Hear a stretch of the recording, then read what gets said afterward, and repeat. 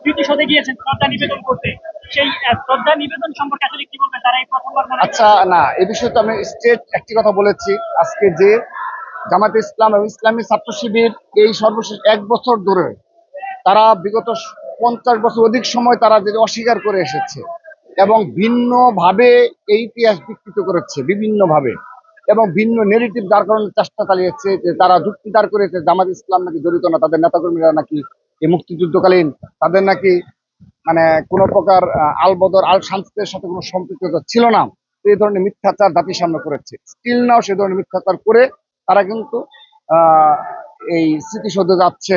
তো আমরা স্মৃতিসৌধে যাচ্ছে, তারা কর্মসূচি পালন করবে, আমরা সাধুবাদ জানাই। কিন্তু আপনি যদি ইতিহাসকে বিকৃত করেন, মিথ্যাচার করেন, ইতিহাসকে ভিন্নভাবে আজ তরুণ প্রজন্মের সামনে উত্থাপনের চেষ্টা করেন, দাঁড় করানোর চেষ্টা করেন, এটি অবশ্যই আপনারা বিকৃত হবেন।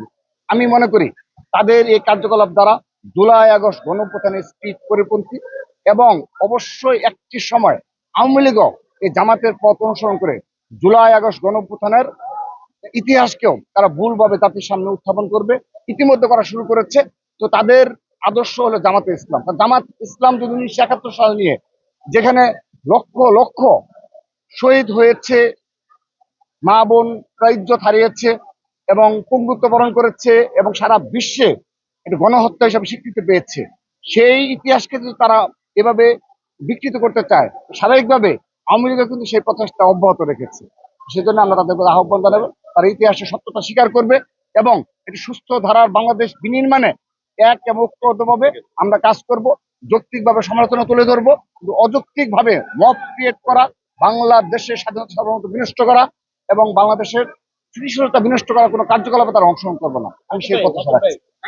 একটা থেকে প্রশ্ন হচ্ছে যে মুক্তিযুদ্ধ সঠিক ইতিহাস কি সুন্দর কতটা উজুর দেবেন কিনা?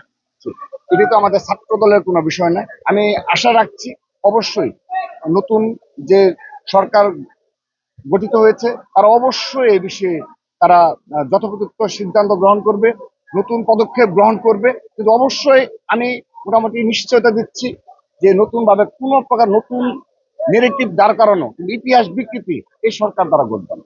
ধন্যবাদ। 30 সেকেন্ড। স্মৃতিসৌধে আমরা গিয়েছিলাম, সেখানে ছাত্র দলের বিপুল সংখ্যক নেতাকর্মীদের নিয়ে আমরা আজকে শ্রদ্ধা জানিয়েছি। সেখানে স্বাভাবিকভাবেই, যেহেতু ঈদের সময়, এটা তো স্বাভাবিক সময়, যেমন আমরাও মনে করেছিলাম যে ছাত্র দলের নেতাকর্মী হয়তো কিছু কম হবে, কিন্তু আল্লাহর রহমতে জাহাঙ্গীরনগর বিশ্ববিদ্যালয়ের ছাত্রদল এবং ঢাকা জেলা ছাত্রদলের এবং ছাত্রদল কেন্দ্রীয় সংসদের বিপুল সংখ্যক নেতাকর্মী তারা স্বপ্রণীত হয়ে তারা সেখানে শ্রদ্ধা নিবেদন করেছে। কিন্তু ঈদের কারণে, ঈদের ছুটির কারণে সেখানে অবশ্যই জনসাধারণদের দল নামে কিন্তু কিছুটা কম। 30 সেকেন্ড।